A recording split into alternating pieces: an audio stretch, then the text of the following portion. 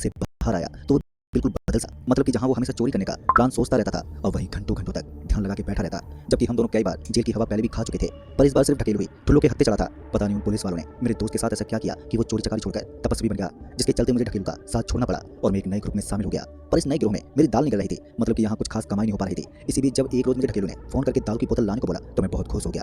दारू की बात सुनते ही मुझे लगा कि मेरा ढकेलू वापस अपनी दुनिया में लौट आया है। फिर क्या था, मैंने फौरन ठेके से एक अंग्रेजी की बोतल ली और सीधे ढकेलू के कमरे पर पहुंचा। पर जब मैं उसके कमरे पर पहुंचा तो मैंने देखा कि वो अभी भी उसी ध्यान मुद्रा में बैठा हुआ है। उसकी आंखें बंद थी और वो लगातार कुछ बड़बड़ाए जा रहा था। फिर जब मैंने उसे आवाज देते बोला, अरे ढकेलू भाई, मैं दारू ले आया, मेरी ये कहते ही ढकेलू ने एक पल के लिए अपनी आंखें खोली और मुझे इशारे से ही वहीं पर बैठने को बोला और फिर अपनी आंखें मूंद ली। मैं भी उसके इशारा करते चुपचाप से वो दारू की बोतल हाथ में लिए वहीं पर बैठ गया और ढकेलू के अगले इशारे का वेट करने लगा। पर धीरे धीरे दोपहर से शाम और शाम से रात हो गई, पर ढकेलू वैसे ही आंख मूंदे बड़बड़ाता रहा और वहीं मेरे मन में ये भी ख्याल नहीं आया कि एक बार ढकेलू से पूछ लूं कि उसका पार्टी करने का मूड है भी कि नहीं। खैर, जब बैठे बैठे मेरी कमर अकड़ने लगी और आंखें भी भारी होने लगी तो मैंने सोचा अपने घर निकल जाता हूँ। अभी मैंने ये सोचा ही था कि तभी ढकेलू बोला, कहीं नहीं जाना है। उसके ये कहते ही मेरे रोंगटे खड़े हो गए। मुझे विश्वास ही नहीं हो रहा था कि ढकेलू ने मेरे मन की बात सुन ली और अपने इस शक को दूर करने के लिए मैं फिर एक दफा मन में बोला, अरे जब पार्टी नहीं करनी थी तो फिर तूने मुझसे दारू क्यों मंगवाई। अभी मैंने मन में यही कहा था कि तभी ढकेलू बोला, पार्टी तो होगी मगर आज नहीं, तो बस यहाँ पर बैठा रहे और जैसा मैं कहूँ वैसा ही कर। ढकेलू के ये कहते अब ये साफ हो गया था कि सच में ढकेलू मेरे मन की बात सुन रहा है। पर सवाल ये था कि आखिर ये मेरी मन की बात कैसे जान रहा है।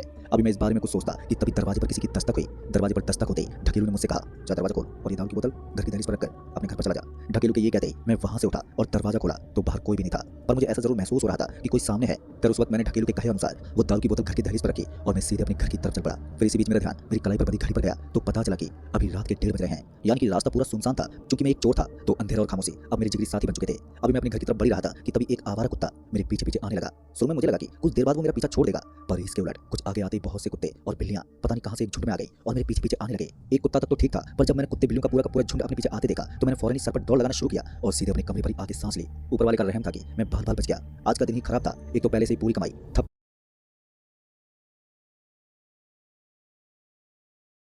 पड़ी थी, ऊपर से ढकेलू की नौटंकी झेलनी पड़ रही थी। खैर, कुछ देर के बाद मैं ये सब बड़बड़ाते हुए सो गया।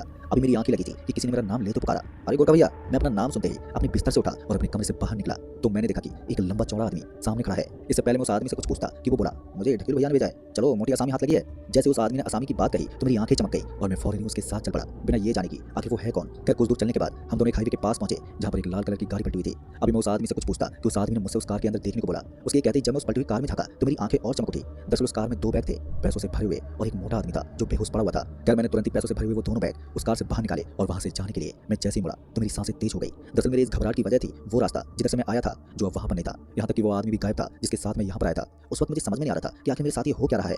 मैं इस कदर कंफ्यूज था कि पैसों से भरा बैग लिए मैं वहीं गाड़ी के पास ही काफी देर तक खड़ा रहा, ये तय करने के लिए कि मैं किस ओर भागूं, जबकि मुझे फौरन ही वहां से भाग जाना चाहिए था। खैर, कुछ देर के बाद ही सही मैंने वहां से भागना शुरू किया और उस हाईवे पर काफी दूर तक भागने के बाद जब मुझे लगा कि मैं उस कार से बहुत दूर निकल आया हूं तो मैं एक जगह पर रुका और अपने आसपास देखने लगा, ये जानने के लिए कि आखिर मैं हूं कहां पर। वहां पर फैले अंधेरे में कुछ साफ साफ नजर नहीं आ रहा था, जिस वजह से मैं कोई भी अंदाजा नहीं लगा पाया। अभी मैं वहां से अपने ठिकाने तक पहुंचने का प्लान बना था कि तभी वहां पर कुछ कुत्ते आ पहुंचे और मेरे करीब आने लगे। कुत्तों को अपनी तरफ आता देख मैंने वो पैसों का बैग कसकर पकड़ा और वहां से दौड़ना शुरू किया। दौड़ते वक्त मुझे ये भी ध्यान नहीं रहा कि मैं किस तरफ भाग रहा हूं। मुझे जिधर रास्ता दिख रहा था मैं उस रास्ते पर भागता ही चला जा रहा था। ऊपर से हैरानी वाली बात ये थी कि मैं पीछे पलटकर ये भी नहीं देख रहा था कि वो कुत्ते जिनसे मैं डरकर भाग रहा हूं वो मेरे पीछे है भी या नहीं। मैं बस सर पर भागे जा रहा था। फिर जब मेरे पैर एक जगह पर रुके तो सांस लेते हुए मैंने अपने आसपास देखा तो वहां पर हर जगह पर कब्रें ही कब्र बनी हुई थी। उन कब्रों पर नजर पड़ते ही मुझे एहसास हुआ कि मैं किसी कब्रिस्तान में आ पहुंचा हूं। अभी मैं उस कब्रिस्तान से बाहर निकलने का रास्ता ही ढूंढ रहा था कि इसी बीच मेरी नजर एक बच्चे पर पड़ी जो एक कब्र पर बैठा हुआ था। हालांकि वो बच्चा मुझसे काफी दूर था पर उसकी फुसफुसाहट मुझे साफ साफ सुनाई दे रही थी। वैसे तो मेरी पहले से ही हालत खराब थी, ऊपर से उस कब्र पर बैठे बच्चे को देखकर मेरी तो हवा टाइट होने लगी थी। मैं जानता था कि यहाँ से दबे पैर निकलने में ही मेरी भलाई है, लिहाजा मैं वहां से निकलने के लिए जैसे ही पीछे पलटा तो वैसे किसी ने मेरे कंधे पर हाथ रखते कहा,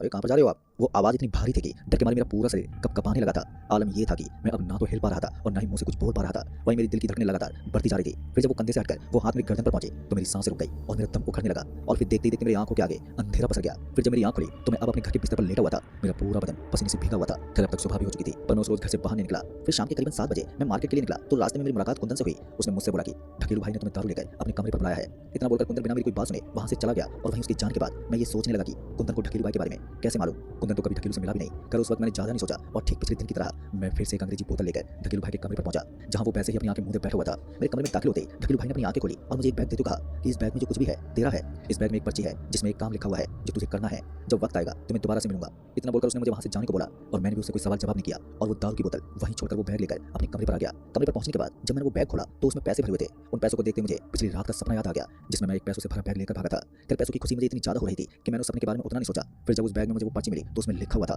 कि मुझे 3 ताबूत खरीदना है और उन खाली ताबूतों को 3 चौराहे के बीचों बीच गाड़ना था। ये पढ़कर मैं सोच में पड़ गया क्योंकि ताबूत खरीदने तक तो ठीक था पर उन ताबूतों को चौराहे पर गाड़ना ये बड़ा ही मुश्किल काम था, पर मैंने इसका भी हल ढूंढ लिया और अगले कुछ ही महीनों में मैंने उन तीनों खाली ताबूतों को 3 बड़े चौराहे पर गाड़ दिया। ढकेलू भाई का काम करने के बाद जब मैं उनसे मिलने उनके घर पर गया तो पता चला कि उन्होंने वो घर छोड़ दिया है, जिसके बाद फिर ढकेलू भाई कभी नहीं मिले और वहीं मैंने उन्हीं पैसों से एक दुकान खोल ली और आज भी मैं वो दुकान चला रहा हूँ। मुझे ये तो नहीं मालूम कि ढकेलू भाई ने मुझसे ऐसा काम क्यों करवाया, पर मुझे इतना यकीन है कि ढकेलू भाई के पास अब कोई ऐसी ताकत हाथ लग गई है जिससे वो कुछ भी कर सकते हैं और मुझे ये भी यकीन है कि वो एक रोज फिर लौटेंगे और वो मुझसे दोबारा मिलेंगे। तो दोस्तों, इस कहानी में बस इतना ही। तो चलिए बढ़ते हैं आज की वीडियो में एक और नई कहानी की ओर।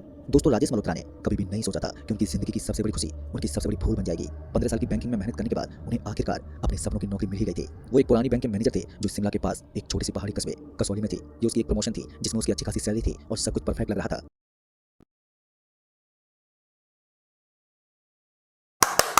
हर बार चेंज करो फिर भी आवाज नहीं आता, क्या बेकार डब्बा दे दिया है? कल से 5 पेमेंट मिस हो गया है। जिसमें उसकी अच्छी खासी सैलरी थी और सब कुछ परफेक्ट लग रहा था। लेकिन जिस दिन राजेश ने बैंक में कदम रखा तो उस अक्टूबर की ठंडी हवा उसके चेहरे से आकर टकराई और जिस इमारत में वो शाखा थी वो सन 1920 के दशक में अंग्रेजों के जमाने में बनी हुई एक पुरानी इमारत थी, जिसकी पत्थर की दीवारें, ऊंची छतें और लकड़ी के फर्नीचर जो दशकों पुराने थे। उस बैंक की इमारत की खिड़कियां बहुत ही बड़ी थी, लेकिन अजीब बात यह थी कि सूरज की रोशनी का अंदर आकर भी अंधेरा सा महसूस होता था। तभी एक बूढ़े कर्मचारी ने राजेश को रोका, जिसका नाम रामलाल था और वो पिछले 30 साल से इस बैंक में काम कर रहा था। उसने कहा कि आइए सर, आपका स्वागत है। जिस पर राजेश ने मुस्कुराते बोला, जी धन्यवाद जी। रामलाल जी, ये जगह तो बहुत खूबसूरत है। अब ये सुनते ही रामलाल की मुस्कान थोड़ी फीकी पड़ गई और उसी फीकी पड़ी मुस्कान के साथ कहा, हाँ सर, खूबसूरत तो है, पर। और इतना बोलते हुए वो बस वहीं पर रुक गए। तभी राजेश ने उस आदमी के चेहरे को भांपते पूछा, पर क्या, रुक क्यों गए? जिस पर रामलाल ने जवाब दिया, कुछ नहीं सर, चलिए मैं आपको आपके केबिन में ले चलता हूँ। इतना बोलकर रामलाल जी राजेश को अपने साथ लेकर जाने लगे। राजेश का केबिन बैंक के सबसे पिछले वाले हिस्से में था, एक लंबे और अंधेरे से गलियारे के आखिर में। जैसे जैसे वो आगे बढ़े तो वैसे ही राजेश को एक अजीब सी ठंडक महसूस हो रही थी। ये सामान्य ठंडक नहीं थी, ये कुछ अलग था, जैसे शरीर में एक सिरहन सी दौड़ रही हो। राजेश का केबिन बड़ा था, लेकिन वहाँ पर खामोशी छाई हुई थी। एक भारी लकड़ी की मेज, पुरानी कुर्सियां और दीवारों पर पुराने बैंक मैनेजरों की तस्वीरें टंगी हुई थी। तभी राजेश ने उन तस्वीरों को देखा जिनके गंभीर चेहरे थे, उनमें से कोई भी मुस्कुराता हुआ नहीं दिख रहा था। तभी राजेश ने उन तस्वीरों को निहारते पूछा, अरे रामलाल जी, पिछले मैनेजर कहाँ गए? अब ये सुनते ही रामलाल ने अपनी नजरें नीचे कर ली और एक धीमी आवाज में कहा, जी वो ट्रांसफर हो गए। रामलाल जी की बात सुनते राजेश ने अजीब सी नजरों से उसे घूरा और फिर कहा, अचानक से? जिस पर रामलाल ने कहा, हाँ सर, एकदम अचानक से। इससे पहले राजेश कुछ और पूछता कि रामलाल जल्दी से वहां से बाहर निकल गया। राजेश के पहले कुछ दिन तो सामान्य रहे, पर जब राजेश ने खाता किताब देखी तो वो कर्मचारियों से मिला और वो काम में व्यस्त हो गया। लेकिन उसे वहां पर एक बात बहुत ही अजीब लगी, वो ये थी कि हर शाम 6 बजते ही सभी कर्मचारी जल्दी जल्दी बैंक से निकल जाते थे और कोई भी व्यक्ति 1 मिनट से ज्यादा नहीं रुकता था। फिर ऐसे ही एक शाम जब राजेश फाइल में उलझा हुआ था तो उसने समय का ध्यान नहीं दिया। जब उसने घड़ी देखी तो तब तक शाम के 7 बज चुके थे, यानी कि बैंक बिल्कुल खाली हो गई थी। लेकिन राजेश के सिर पर काम का बोझ ज्यादा था, जिस वजह से वो काम में ही लगा रहा। अभी राजेश अपने काम में व्यस्त था कि तभी 8 बजे उसे एक आवाज सुनाई दी, जैसे कि किसी के पैरों की आवाज। वो आवाज बैंक के मुख्य हॉल से आ रही थी। उस आवाज को सुनते ही राजेश ने एक तेज आवाज में बोला, अरे रामलाल जी, अरे कोई है क्या? लेकिन राजेश को कोई भी जवाब नहीं मिला। जब कोई रिप्लाई नहीं आया तो राजेश अपनी सीट से खुद उठा और केबिन के दरवाजे तक गया। उस वक्त गलियारा पूरी तरह से अंधेरे में डूबा हुआ था, लेकिन मैन हॉल की तरफ से एक धीमी रोशनी आ रही थी, पर साफ साफ उसमें कुछ भी दिखाई नहीं दे रहा था। लेकिन राजेश ने फिर से कहा, अरे कोई है वहाँ पर? लेकिन राजेश को फिर से वही पैरों की आवाज सुनाई दी, जैसे कि कोई धीरे धीरे चल रहा हो। तभी राजेश ने हिम्मत जुटाई और उस गलियारे में कदम रखा। जैसे वो आगे बढ़ा तो उसे एक सड़ी हुई लकड़ी जैसी बदबू आई। जब हॉल में पहुंचकर उसने चारों तरफ अपनी निगाह घुमाई तो वहाँ पर कोई नहीं था, लेकिन काउंटर नंबर 3 के सामने फर्श पर कुछ पड़ा हुआ था। पर जब राजेश ने उसके पास जाकर देखा तो वो एक पुराना रजिस्टर था जिसके पन्ने पीले पड़ चुके थे। तभी राजेश ने वो रजिस्टर उठाया और जब उसके पन्ने पलटे तो उस पर लिखा हुआ था, गोपनीय खाते, सन 1945 से सन 1992 तक का रिकॉर्ड। जिज्ञासावश उसने पहला पन्ना खोला तो उसमें हाथ से लिखे हुए खाते की जानकारी थी, नाम, खाता नंबर, जमा राशि। लेकिन उसमें एक चीज बहुत ही अजीब थी, वो ये थी कि हर खाते के सामने लाल स्याही से बंद लिखा हुआ था और हर खाते के बगल में एक तारीख थी और उस तारीख के सामने एक शब्द था, वो था मृत्यु। अब ये देखते राजेश का दिल तेजी से धड़कने लगा, लेकिन तभी उसने रजिस्टर के और भी पन्ने पलटे तो हर पन्ने पर यही था, खाते, मृत्यु की तारीख और बंद। अभी राजेश उस रजिस्टर में झांका ताकी कर रहा था कि तभी अचानक बिजली गुल हो गई, जिस वजह से पूरा बैंक अंधेरे में डूब गया। तभी राजेश ने अपने हाथों में एक बैटरी ली और उसकी लाइट ऑन की तो उसे फिर से वही पैरों की आवाज सुनाई दी, पर इस बार वो आवाज बहुत ही पास से आ रही थी। तभी राजेश ने वो लाइट उस ओर घुमाई तो उसने पाई कि काउंटर नंबर 3 के पीछे एक साया खड़ा है, जिसकी शक्ल एक इंसान जैसी है, पर वो साया धुंधला दिख रहा था। उस साये को देखते ही राजेश ने लड़खड़ाती आवाज में बोला, कौन है वहाँ पर? आवाज सुनते ही वो साया एकदम से हिला और फिर एक आवाज आई। वो आवाज इतनी धीमी थी कि राजेश को यकीन ही नहीं हुआ कि उसने सच में कोई आवाज सुनी है। उस आवाज में उसने सुना था, खाता नंबर 909। जिसे सुनते ही राजेश बिना पीछे देखे, बिना रुके सीधे वहां से बाहर निकला और अपनी गाड़ी में आकर बैठ गया। पर अब उसके हाथ पैर कपकपा रहे थे और उसकी सांसें फूल रही थी। उस रात राजेश घर जाकर सो नहीं सका। फिर अगली सुबह जब राजेश जरा से काम पर पहुंचा तो राजेश ने रामलाल को अपने केबिन में बुलाया और बोला, अरे रामलाल जी, मुझे सच बताइए कि इस बैंक में हो क्या रहा है? इतना सुनते ही रामलाल ने पहले तो मना किया, लेकिन जब राजेश ने जोर दिया तो रामलाल ने हार मान ली और सीने में हो रही धक-धक के साथ लड़खड़ाते बोला, सर, इस बैंक में सालों से एक समस्या है। इतना सुनते ही राजेश ने बोला, समस्या? कौन सी समस्या? जिस पर रामलाल ने गहरी सांस ली और तब जाकर बोला, सन 1947 में जब देश का बंटवारा हुआ तब इस बैंक में एक मैनेजर थे, सुरेश चंद्र खन्ना। वो बहुत ही ईमानदार इंसान थे, लेकिन बंटवारे के दौरान बहुत सारे लोग पलायन कर रहे थे, जिनमें से कुछ लोगों ने अपना सारा पैसा इस बैंक में जमा कर दिया था, इस भरोसे में कि वे बाद में अपना पैसा वापस ले लेंगे। तभी कुछ अधिकारियों ने, कुछ बेईमान लोगों ने उन खातों से पैसे निकाल लिए, क्योंकि वे जानते थे कि वो लोग कभी वापस नहीं आएंगे, क्योंकि वे सभी लोग दंगों में मार दिए गए थे। अब ये सुनते ही राजेश का चेहरा पीला पड़ गया। फिर आगे रामलाल ने बताया कि खन्ना साहब को जब ये पता चला तो उन्होंने इसे रोकने की बहुत कोशिश की, लेकिन वो अधिकारी बहुत ही ज्यादा ताकतवर थे, जिस वजह से उन्होंने खन्ना साहब को भी मार दिया, वो भी इसी बैंक में, काउंटर नंबर 3 के पीछे।